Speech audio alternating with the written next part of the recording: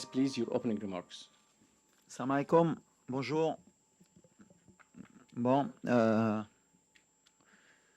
on rêvait d'être là le 17 à cette conférence pour pouvoir jouer cette finale. Donc voilà, c'est chose faite.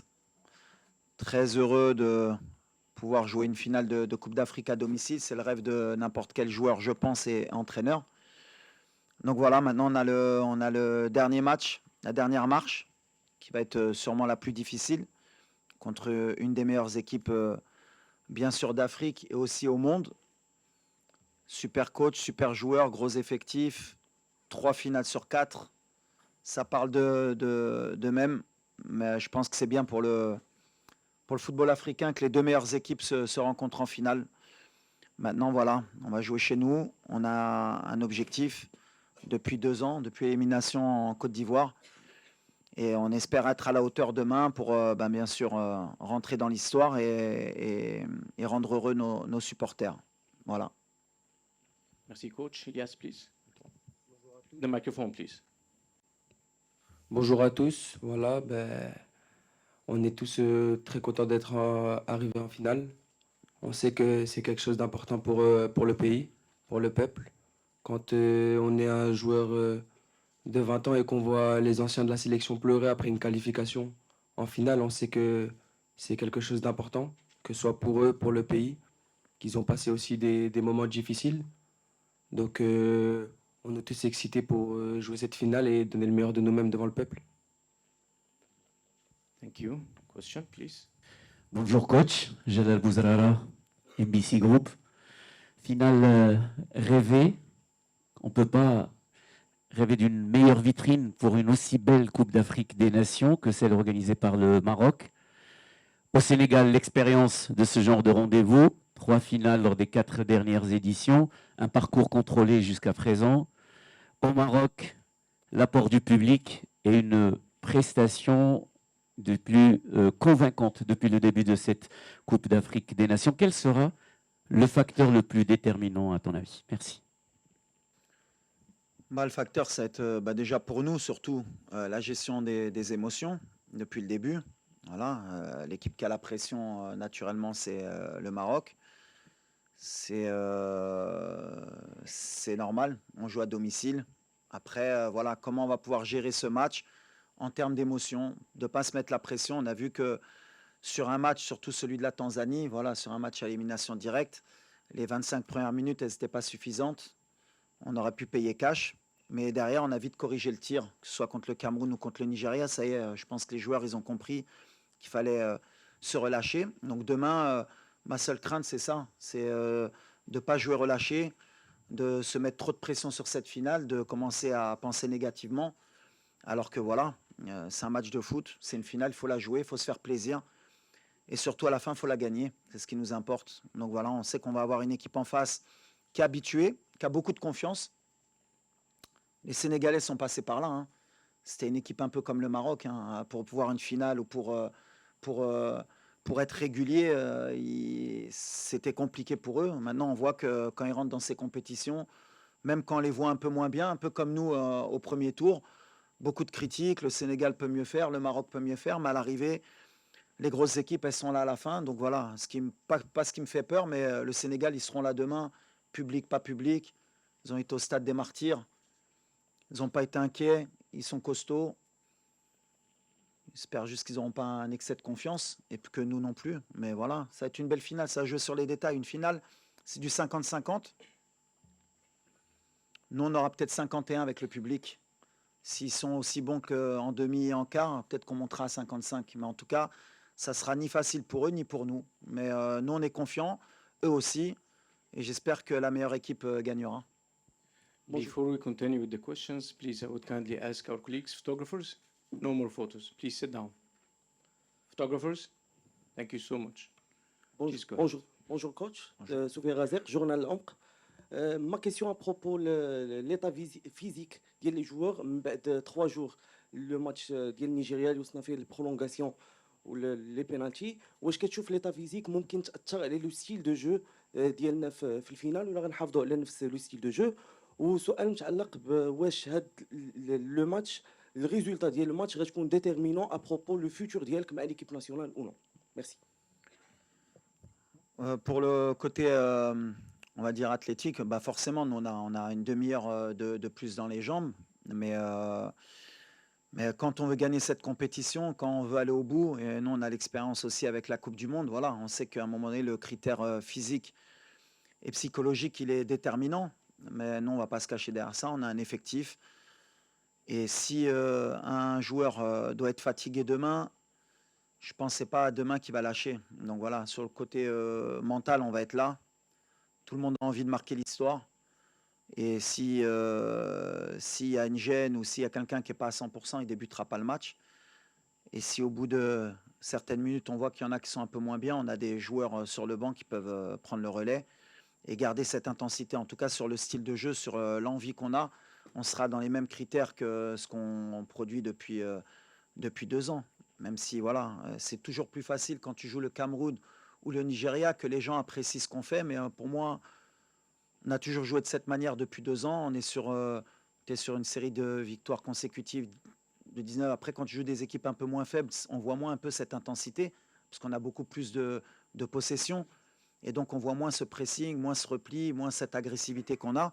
Demain, en tout cas, voilà, on va avoir un bel opposant et on sera obligé d'être à ce niveau-là, sinon on ne va pas exister. Donc voilà, on sait que sur ce côté-là, on peut pas relâcher. Et si on relâche, ben, c'est qu'on n'aura pas été au niveau, c'est tout. Donc on ne va pas chercher d'excuses ou bien physiques ou bien mentales. Demain, on sera présent et le Sénégal aussi. Question. سلام كوتش هنايا ايوب بصري من دوزام. حنا لي جورناليستنا كاملين والمغاربه كاملين جامي شفنا لاكان وحنا دابا تايقين فيكم كاملين عايشين بحال قطر جدودنا خوتنا في الزنقه باغتو كلشي متبعكم كلشي كيدعمكم بوغ دوما رجعتوا المغرب كامل اونيون كلشي ولات اونيتي في المغرب كامله بسببكم. بغينا نعرفوا شنو الديسكور اللي يمكن يكون باش ماشي غنطلبوكم من نتمناو منكم ان لاكوب تبقى هنا في المغرب حيت فريمون اكثر شعب واكثر بلاد الكره كتستحق تاخذ شي لقب ديال لاكان وليد. Non, Inch'Allah, l'objectif de toute façon, c'est l'objectif de tout un pays, bien sûr, de tout un peuple. Après, ça va peut-être vous énerver, ça reste que du football. Nous, on va jouer à une finale de Coupe d'Afrique. On espère que ce ne sera pas la dernière dans l'histoire du Maroc. C'est comme ça que je vois les choses. C'est que le début. Si on pense que c'est juste une opportunité qui nous vient et qu'il ne faut pas la louper parce que sinon on ne va plus jamais la gagner, ce n'est pas mon modèle de pensée. Et je vous ai toujours dit que depuis que je suis arrivé ici, j'essaye de changer les mentalités. Pour moi, le Maroc, c'est un peu comme pour le Sénégal. Voilà. Aujourd'hui, ils sont sur 3 finales en 4 éditions. L'objectif du Maroc, ce n'est pas juste de jouer cette finale et de la gagner et d'être content pendant 50 ans et de dire on a gagné une CAN. C'est de revenir dans 2 ans, de revenir dans 4 ans. Et si on ne la gagne pas demain, c'est de la gagner la prochaine, mais d'être là. L'objectif des grands pays de football, c'est d'être régulier. Il y a toujours des cycles. Et moi, l'objectif, bien sûr, c'est de la gagner demain. C'est de faire plaisir à ce public parce qu'il le mérite. C'est d'arrêter cette série négative. Mais ça ne va pas s'arrêter demain.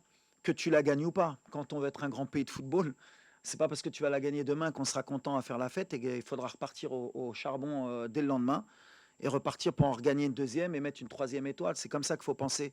Maintenant, mon discours, c'est le même depuis 2 ans avec mes joueurs. C'est on a perdu contre l'Afrique du Sud, on ne s'arrête pas là, on repart, on retravaille et on revient. Et aujourd'hui, on est revenu de la meilleure des manières.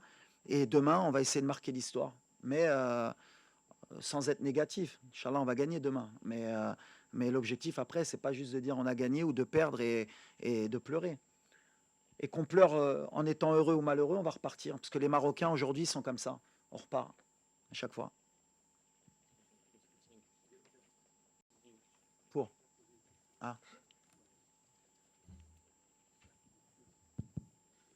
Hi, Walid. Osaso Baiwana from The Guardian and The Observer.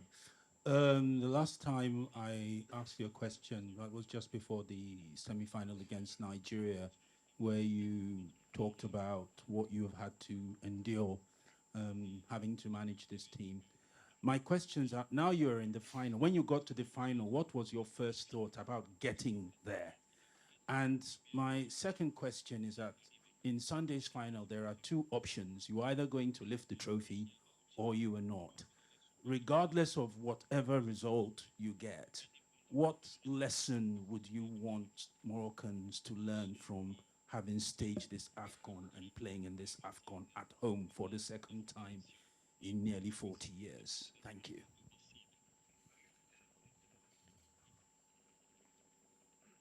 Après, ça a coupé. Mais bon, j'aurais mieux fait d'écouter en direct. C'est quoi la première question, Mourad?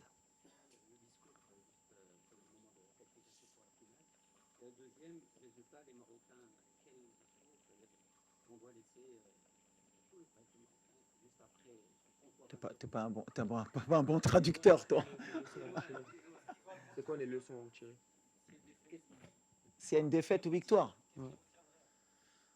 For me, it's not about victory or defeat. I don't think about this. Me, what I'm focused is with my team, with my squad tomorrow to give your best, and you make proud your country. After win or lose, that is the football. That is the life. After is more about the spirit. Now we have one country. He want this trophy. Tomorrow, I think, is more difficult to control your emotion about this. You need to control this about my squad to give him confidence. But I can't to begin to think about if I lose or if I win. I have one game to play in the pitch. And after the game, you can't to ask me about the defeat of the victory. But I think we have everything for to win, inshallah, this trophy.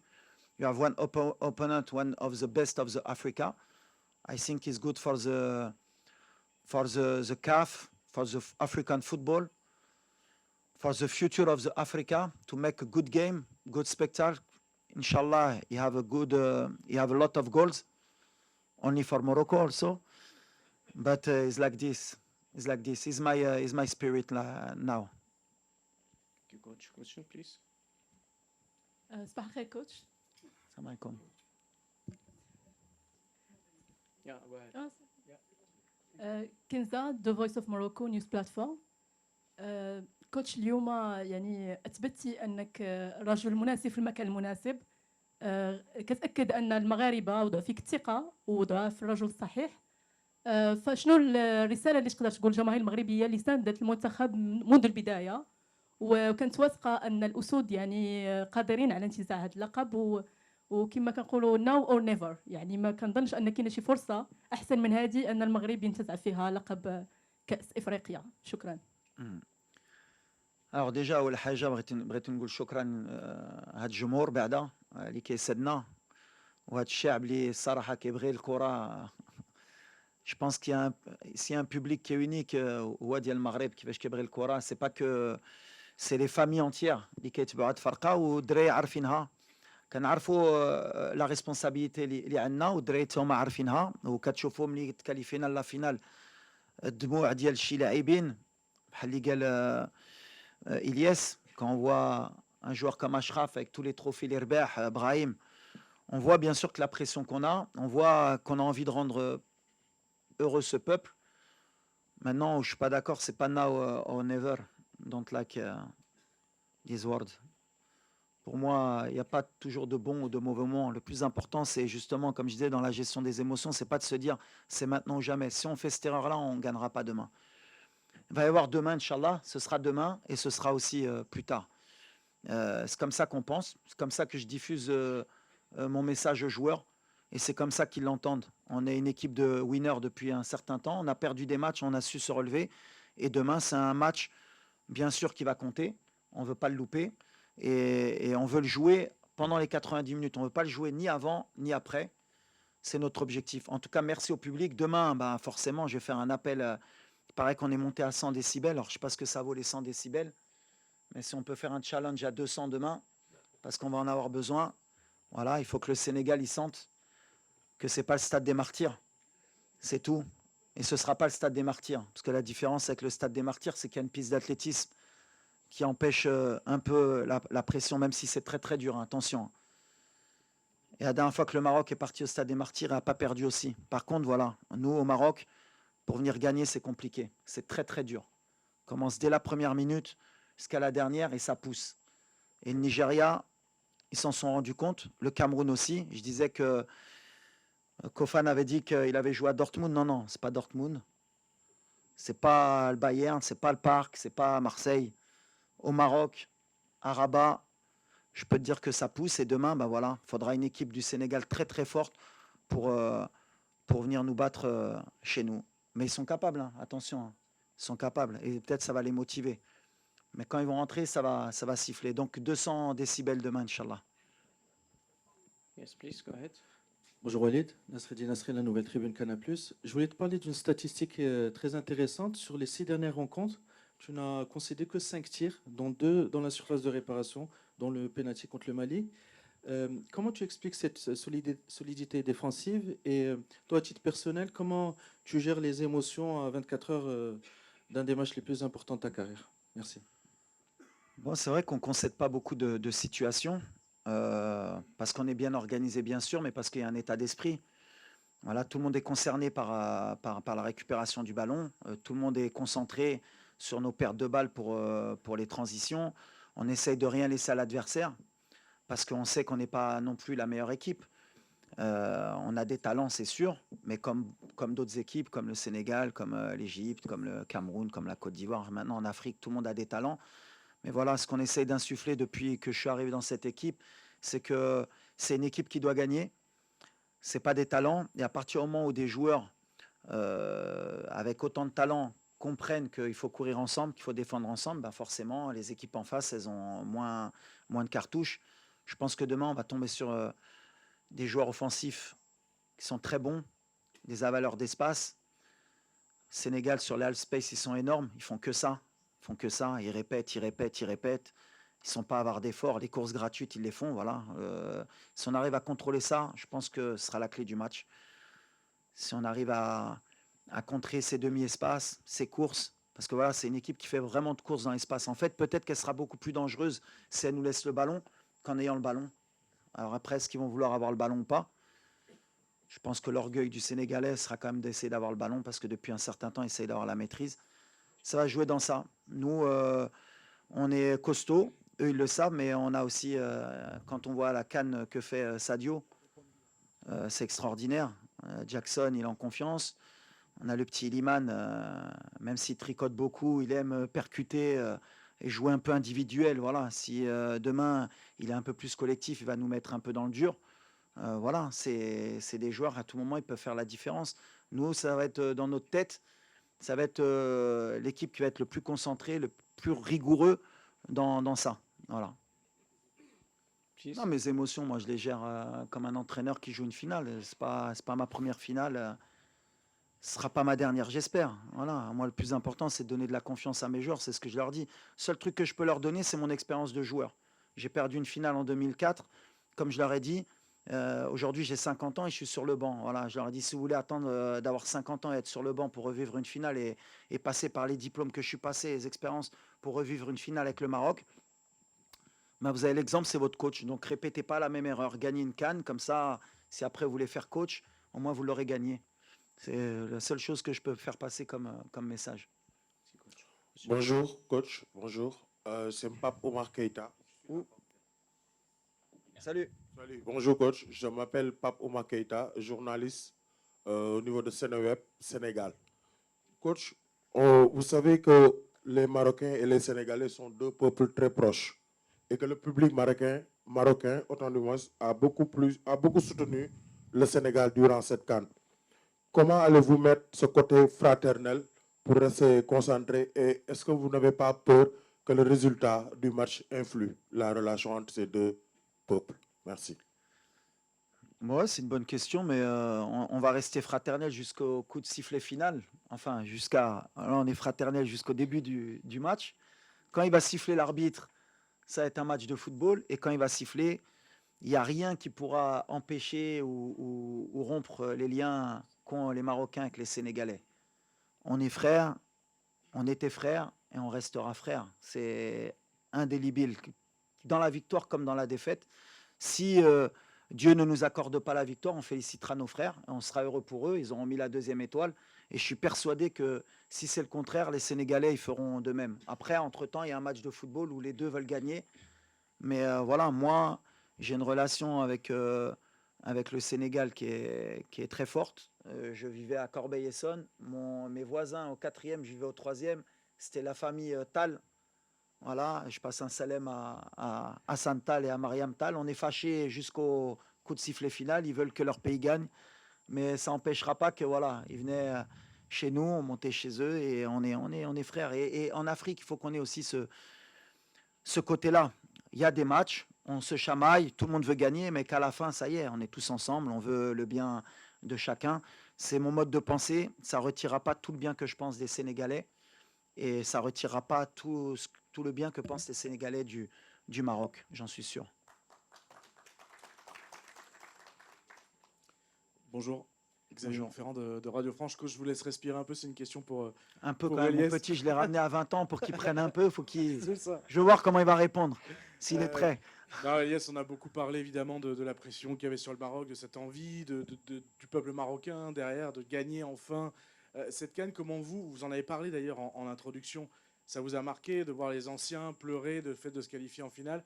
Comment vous, qui êtes au début de votre carrière, au début de l'aventure, avez vécu toute cette épopée, parce que ce qu'a vécu le Maroc, Pape Thio le disait tout à l'heure, d'arriver en finale quand on a la pression comme ça, c'est très fort. Comment vous avez vécu, vous, toute cette épopée?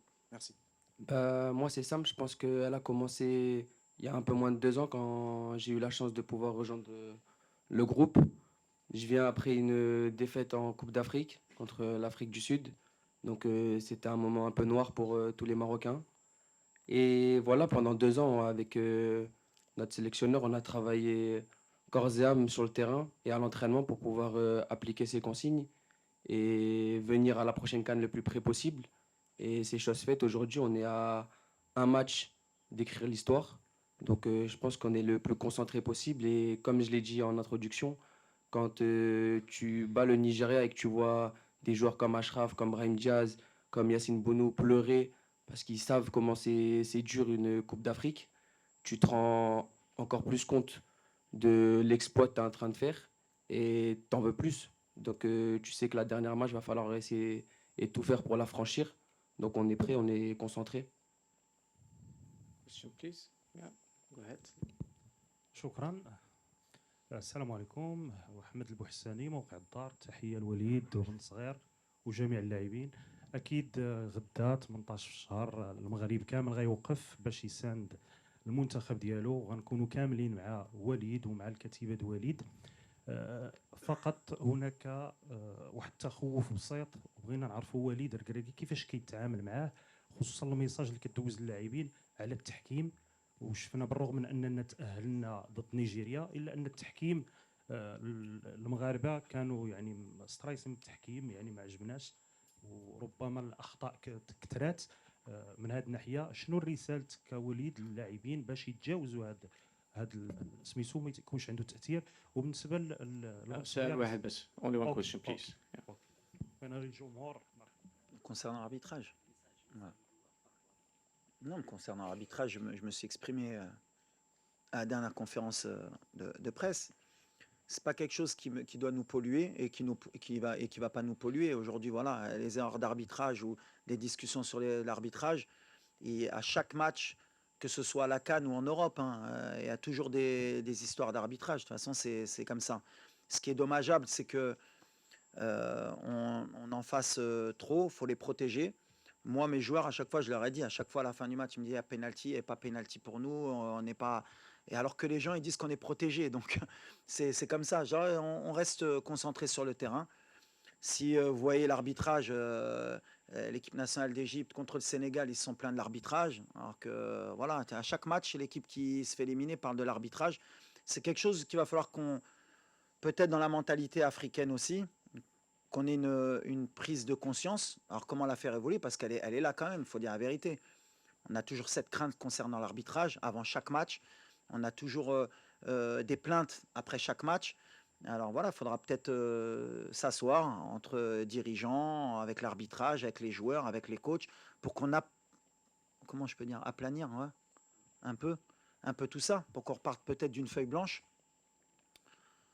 À part si vous voulez qu'on retourne un peu dans les choses où on va dire on va ramener des arbitres européens, comme ça on sera un peu plus sûr qu'il n'y ait pas de choses et là après on reviendra en arrière. On a un continent qui avance, il faut faire confiance en nos forces, Aujourd'hui, il y a 2 entraîneurs sur le banc de 2 grandes nations du football qui sont issus de leur pays. Il y a des arbitres qui peuvent être de très haut niveau en Afrique. Il y a des joueurs qui sont de très haut niveau en Afrique. Il faut juste qu'on travaille un peu plus, qu'on soit conscient qu'il y a des erreurs, qu'il y en aura.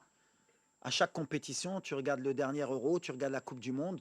Nous, on a joué une demi-finale de Coupe du Monde. Il y a un penalty sur Bouffal. On ne s'est pas plaint. On n'a pas dit on a perdu une demi-finale de Coupe du Monde, on aurait pu gagner alors qu'il y avait un penalty. C'est comme ça que je dis à mes joueurs, on repart et on retravaille. Et un jour, c'est de notre côté, et un jour, ce ne sera pas de notre côté. Mais à l'arrivée, en général, c'est les meilleurs qui gagnent. Il n'y a jamais trop de surprises sur une compétition qui est aussi longue. Sur un match, peut-être, on peut se faire léser, mais sur une génération ou sur une compétition, c'est assez rare. En tout cas, moi, je dis aux arbitres, continuez, travailler comme nous, on doit travailler, et voilà. Et vive l'arbitrage africain, et vive les joueurs africains, et vive l'Afrique. Ce qui m'importe. Please, question. Mr. Juan Castro del Diario Marca de España. Talking about Brahim Diaz, we see the goals, we see the commitment, but what can you tell us about Brahim, what we cannot see, the living with the teammates, the trainings, if you have the sensation that you give back Real Madrid a new player with more confidence? Gracias, thank you. Sí, lo que es bien por Brahim es lo que te he dicho la otra vez. Es su mentalidad. Ha cambiado mucho. De cuando ha venido, claro, con muchas ganas, que mucha gente le están esperando para que hacer mucha diferencia. Y ahora ha entendido que es uno más en el equipo. Claro que es un factor X para nosotros, que puede marcar en cada jugada, pero lo más importante para nosotros es cómo corre por el equipo y cómo anima este estilo ofensivo que queremos. Y por ejemplo, no ha marcado el último partido, pero está uno de los más felices a llorar para jugar por Marruecos, ha elegido Marruecos, y ahora estoy feliz porque el proyecto que le doy yo con el presidente de la federación, el día que me recuerdo hace 3 años a Milán, y que le hablo del proyecto de venir a jugar con Marruecos, que la verdad que no le mentiera, que cuando le he dicho que aquí va a tener gente que le van a querer por la vida, y que si muere por el equipo, por la afición, nunca le van a olvidar, y que puede ganar título también, puede jugar mundial, y ahora es eso que le pasó, y estoy muy feliz de la actitud, y estoy feliz que también va a volver a Madrid con mucha más minutos, por lo menos, y seguro que va a competir para ganar su puesto, pero ahora tiene que acabar el trabajo mañana, sobre que es importante para él, para nosotros. Question. Bonjour coach, ici. Bonjour. Karl Jomo, La Panenka, Média. Vous avez un des meilleurs pressings de la compétition. C'est pas moi qui le dis, ce sont les chiffres. On a vu Carlos Baleba complètement perdu contre dans le match contre le Cameroun. Le Nigeria complètement inoffensif, 0,05 expected goals en plus de 120 minutes. Demain, ce sera le Sénégal avec des joueurs créatifs, Iliman Ndiaye, je pense à Sadio Mané et plein d'autres. Est-ce que vous pensez que la recette de votre pressing sera suffisante, ou est-ce qu'il faudra adapter pour faire face au Sénégal? C'est une bonne question parce que c'est très énergivore. Mais bon, c'est une route qu'on a pris il y a 2 ans, après l'élimination contre l'Afrique du Sud. On savait qu'on allait jouer chez nous et qu'on ne pouvait pas être attentiste comme par exemple au Mondial. Après, en même temps, j'ai plus de matériel qu'au Mondial quand on voit l'effectif que j'ai, les joueurs que j'ai.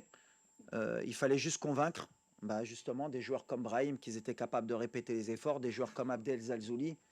Bon, Ayoub Kahbi ou El Nasseri, c'est des profils qui vont te donner et qui peuvent le faire naturellement. Et puis au milieu de terrain, des joueurs comme Sebari ou El Khannous, quand tu pars avec 2 numéros 10 au milieu, pareil, l'activité dans le pressing, il faut les convaincre. Je reprends toujours justement la phrase de Roland Courbis, qui est parti et à qui on pense aujourd'hui, et qui me disait, pour être un bon coach, il faut être convaincant. Et voilà, il faut les convaincre pour qu'ils soient capables de le faire. Aujourd'hui, ils savent qu'ils peuvent le faire. Alors, pour répondre à ta question face au Sénégal, je pense qu'on ne pourra pas le faire sur 90 minutes. D'ailleurs, on voit que contre le Cameroun, en deuxième mi-temps, on a un peu pêché. Contre le Nigeria aussi, par moment. Mais on aura des temps forts, des temps faibles. En tout cas, sur nos temps forts, c'est sûr qu'on ira et qu'on sera dans l'obligation de le faire. Mais à un moment donné, comme tu l'as dit, ils ont des joueurs de qualité, sûrement qui vont éteindre de temps en temps notre pressing. Mais c'est là qu'au niveau résilience, il faudra qu'on soit fort pour y retourner et pas avoir peur. Eux, ils vont essayer de nous éteindre, de nous calmer.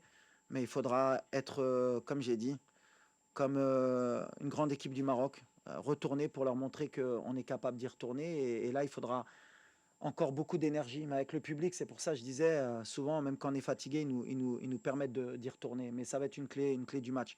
Mais je pense qu'eux aussi vont venir nous presser demain. Question, please. Bonjour tout le monde. سؤالي لإلياس de traduction. إلياس أنت بالنسبة لي لاعب في سن صغيرة 20 سنة، ربما نقدروا نقول بأنك محظوظ وتستحق لأنك لاعب كبير، عشت تجربة اللي استثنائية مع الفريق الوطني، وإن شاء الله ديسي واحد 7 سنين ولا 8 سنين نشوفوك إن شاء الله كابيتان ديال ليكيب ناسيونال. فشنو الرسائل اللي ممكن توجهها للعابة اللي غادي يكونوا إن شاء الله في هذاك الوقت كتجربة كخلاصة لهذه التجربة اللي عشتها مع ليكيب ناسيونال؟